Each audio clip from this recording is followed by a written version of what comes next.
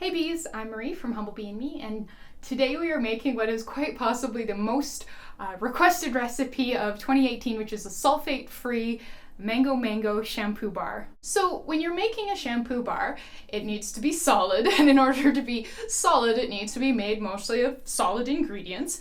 And to get all kinds of cleansing goodness, most of those solid ingredients need to be surfactants. So we've got a fairly strict requirement there for creating the bulk of our shampoo bar.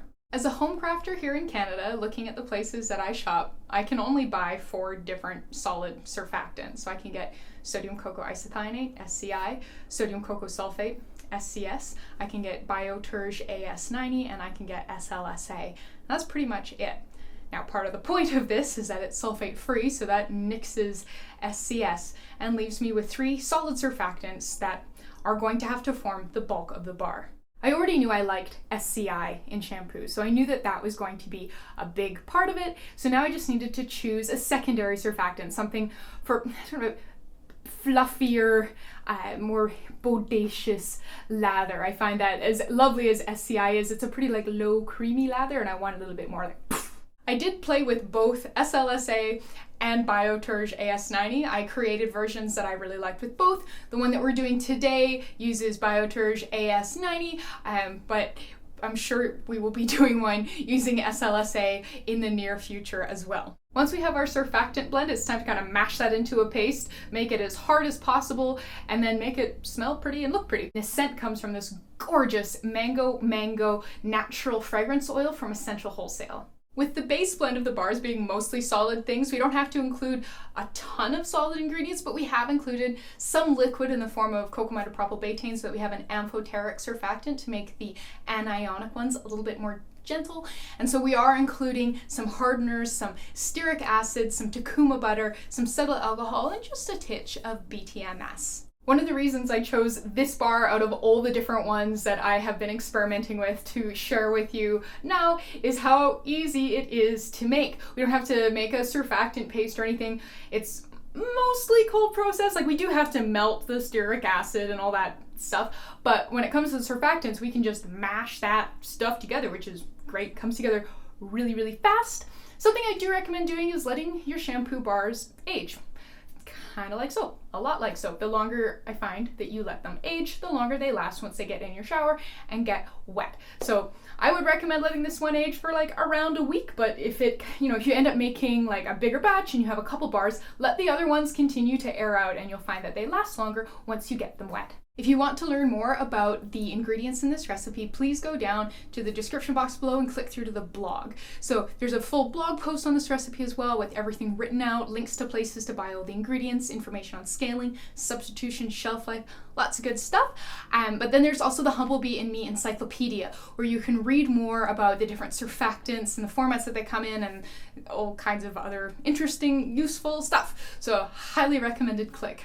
Something you are 100% going to need for these shampoo bars is a dust mask, and make sure you get a good one, a nice tight fitting one, because the powdered solid surfactants are very fine and they will float up and around and they will climb into your dust mask and climb up your nose and climb down your throat, and it's just awful. It is one of the most unpleasant sensations that I have ever experienced. The sense of soap in your eyes, but at the back of your throat and at the depths of your nasal passages. It's just awful. So please make sure you get a really good dust mask. The one that I have right now, I am loving. It is from Lee Valley here in Canada. I can throw a link to it in the description box below. It works a treat. It doesn't have to be that one, of course, but just make sure that it's a good tight fitting one, because I've had not tight fitting ones in the past and just ugh, it's so bad. But without further ado, let's go make some mango shampoo bars. Alright, let's make a shampoo bar. Since I'm going to be doing most of this stage with my sexy dust mask on, I'm going to tell you what's going on here and what's going to happen, and then I'm going to put my dust mask on and we'll do everything in fast forward. So in here, we have 34 grams of sodium cocoa isethionate, and it's quite a finely powdered version of it, and I would recommend getting a finely powdered version for this recipe. See the blog for more details. In here we have 22 grams of Bio-Terge AS90, 17 grams of Cocamidopropyl betaine, 0.9 grams sea buckthorn fruit oil, and 0.01 grams Orange Lake dye. But basically, I'm just going to put everything in here, and then I'm going to mash it together with a spoon. You will want something nice and stiff so you can mash it, because this will be quite a stiff paste. But here we go, dust mask and mash time.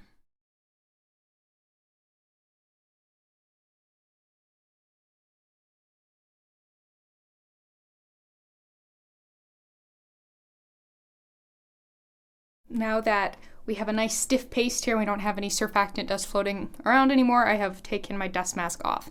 So now it's time to melt together the different hardeners we're going to use in this recipe. So we are going to need 7 grams Betaine 25, 8 grams tucuma butter, 3.5 grams cetyl alcohol, and 6 grams stearic acid. So to melt this, I'm probably just going to put this in the microwave, but you could also do a water bath.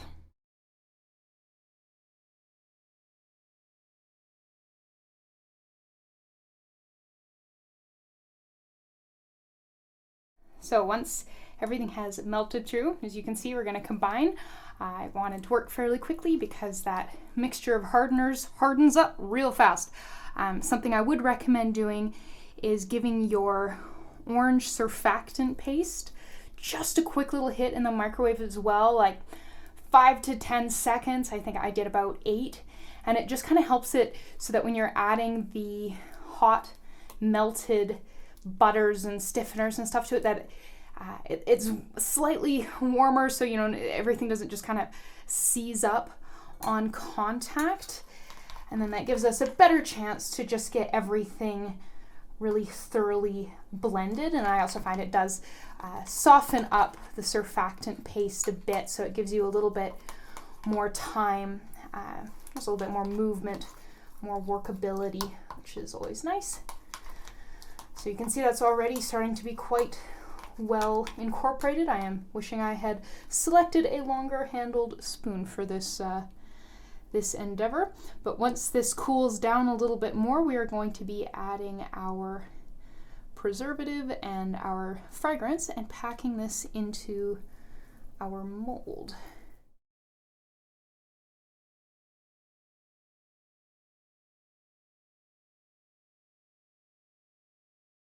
Once our shampoo paste is below 50 degrees Celsius, we can add our fragrance and our preservative. So the fragrance is this natural mango fragrance from Essential Wholesale, and you'll need 1 gram of that. You'll need 0.5 gram of liquid germall plus. Mash that all together. All right, so here's our mold. This is a 100 ml cavity mold. I'll make round bars, obviously. So we're just gonna start popping this in. Here it is quite sticky and unwieldy. That's just kind of par for the course. Just try and make sure that you're packing it down into the edges and into the bottom so that you get a relatively flat bottom. It's not going to be perfect. It's definitely going to be, you know, a little rustic, but that's fine.